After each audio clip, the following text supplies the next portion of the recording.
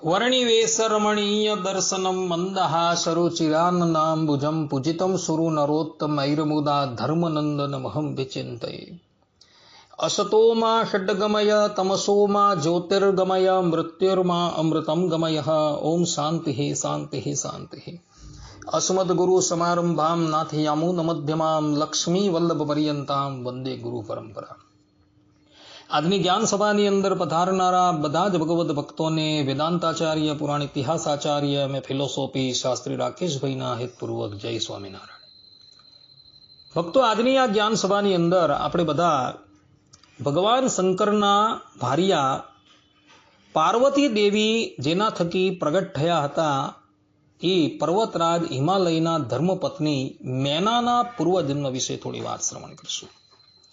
મેનાજી પૂર્વજન્મની અંદર કોણ હતા તથા એણે એવી કઈ તપસ્યા કરી હતી કે જગતજનની સાક્ષાત માતા પાર્વતી એમના ગર્ભ થકી પ્રગટ થયા વગેરે વગેરે બાબતો જે છે એ આજના પ્રવચનની અંદર આપણે બધા શ્રવણ કરશું.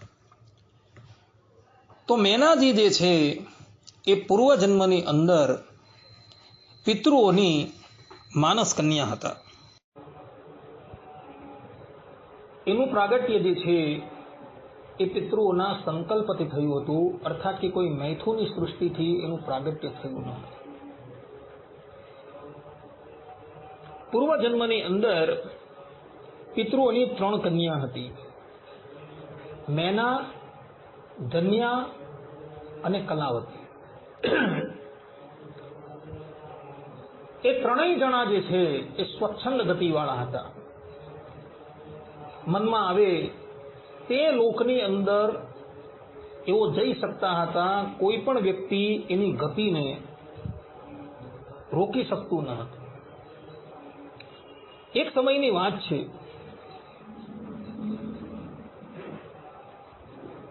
મેના, ધન્યા અને કલાવતી ત્રણેય જણા વિચરણ કરતા કરતા શ્વેતદ્વીપની અંદર પહોંચી જાય છે કે જે શ્વેતદ્વીપની અંદર પરબ્રહ્મ પરમાત્મા અનંતકોટી બ્રહ્માંડ નાયક ભગવાન વિષ્ણુ ત્યાં અખંડ રહેલા હોય છે. પિતૃઓની ત્રણેય કન્યાઓ શ્વેતદ્વીપમાં આવે છે, ભગવાન વિષ્ણુને પ્રણામ કરે છે, એમની સ્તુતિ કરે છે અને એમની આજ્ઞા થતા એક બાજુ દેવતાઓનો મોટો સમાજ ઉપસ્થિત હોય છે, ત્યાં જઈને એ ઊભી રહી છે. એવા જ સમયની અંદર શ્રીમદ નારાયણ ભગવાનના દર્શન કરવાને અર્થે સંકાદિક ઋષિ આવે છે. હવે આ સંકાદિક ઋષિઓ જે છે ને એ પૂર્વજોના પણ પૂર્વજ છે. કારણ કે આ સૃષ્ટિની અંદર બ્રહ્માજીએ સૌથી પહેલા કોઈને પ્રગટ કરેલા હોય તો એ આ સંકાદિક હતા. સંકાદિક ઋષિ આવ્યા, ભગવાન શ્રીમદ નારાયણનું સ્તવન કર્યું અને પછી ત્યાં પેલા દેવતાઓ જ્યાં ઊભા હતા ત્યાં એ જાય છે. તે બધા દેવતાઓ પોતાના સ્થાનક પરથી ઊભા થઈ જાય છે અને સંકાદિકનું અભિવાદન કરે છે. પરંતુ પિતૃઓની પેલી જે 3 કન્યા જે છે, મેના, ધન્યા અને કલાવતી, એ ભગવાન શ્રીમદ નારાયણની માયાથી મોહિત થઈને ઊભી થતી નથી અને સંકાદિકનો આદર કરતી નથી. અને એને લઈને સંકાદિક ઋષિ જે છે એ ક્રોધાયમાન થઈ જાય છે અને એ ત્રણેય કન્યાઓને ઉદ્દેશીને કહે છે કે તમે ત્રણેય કન્યાઓ પિતૃઓની કન્યા છો, છતાં પણ તમારી અંદર કોઈ પણ જાતનો વિવેક નથી, તમે વિવેક શૂન્ય છો, માટે તમે હવે સ્વર્ગમાં રહેવાને લાયક નથી. માટે જાઓ, હું તમને ત્રણેય જણને શાપ આપું છું કે તમે ત્રણેય મનુષ્ય લોકની અંદર પ્રગટ થાઓ. આ પ્રમાણે જ્યારે સંકાદિક ઋષિઓએ શ્વાપ આપ્યો એટલે આ ત્રણેય જણા જે છે એ સંકાદિક ઋષિના ચરણમાં પડી જાય છે અને ઋષિને કહે છે કે મારા અપરાધોને આપ ક્ષમા કરો, તમારી ભૂલ થઈ ગઈ, અમે વિવેક ચૂકી ગયા હતા એટલે તમારો આદર ન કરી શક્યા. કન્યાઓની વાત સાંભળી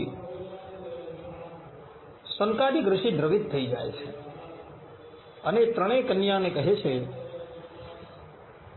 બેટા મારો શાપ જે છે એ તો મિથ્યા ન જશે. ધરાતલની ઉપર તારે જન્મ તો લેવો જ પડશે, પરંતુ હું તને આશીર્વાદ આપું છું કે તમારા ત્રણેયના ગર્ભ થકી આદિ શક્તિ જગત જનની માં પરાંબા જે છે એ પ્રગટ થશે. આ પ્રમાણે જ્યારે સંકાદિક ઋષિઓએ અનુગ્રહ કર્યો એટલે ત્રણેય કન્યાઓ જે છે અત્યંત પ્રસન્ન થઈ જાય છે અને પછી એ ત્રણેય કન્યા એક પછી એક ભૂતલની ઉપર પ્રગટ થાય છે. એમાં જે પ્રથમ મેના નામની જે કન્યા હતી એ ધરાતલની ઉપર પ્રગટ થાય છે ત્યારે પણ એનું નામ મેના જ હોય છે અને એના લગ્ન ભગવાનની વિભૂતિ એવા હિમાલયની સાથે થાય છે અને એના થકી પાર્વતીજીનું પ્રાગટ્ય થાય છે. ત્યારબાદ બીજી જે ધન્યા નામની કન્યા હતી એ કાળે કરીને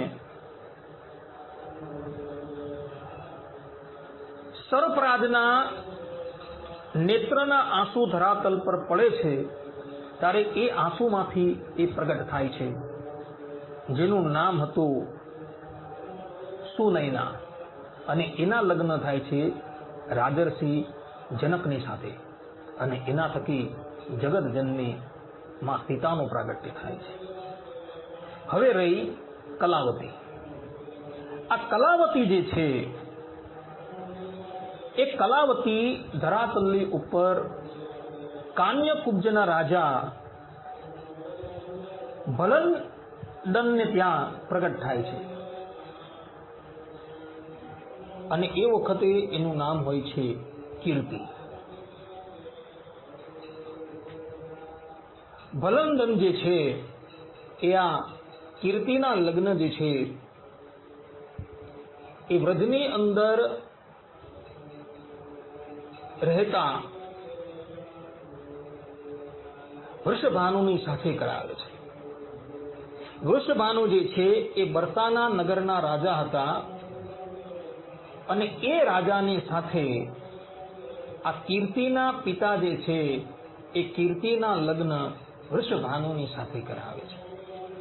વૃષભાનુ જે છે એ સાક્ષાત સૂર્યદેવનો અવતાર હતા અને ભગવાન શ્રી કૃષ્ણ આ ધરાતલની ઉપર પધારવાના હતા ત્યારે એમની લીલાની અંદર સહાય કરવાને અર્થે સૂર્યદેવ બીજું રૂપ ધારણ કરીને વૃષભાનુના રૂપમાં પ્રગટ થયા હતા. આ વાત જે છે એ ગર્ગ સંહિતાની અંદર લખેલી છે. અને મેના, ધન્યા અને કલાવતી એની આખી કથા જે છે એ શિવ પુરાણના રુદ્ર સંહિતા અધ્યાય 2 માં જોવા મળે છે. ત્યાં આ બધી કથા જે છે એ લખાયેલી છે.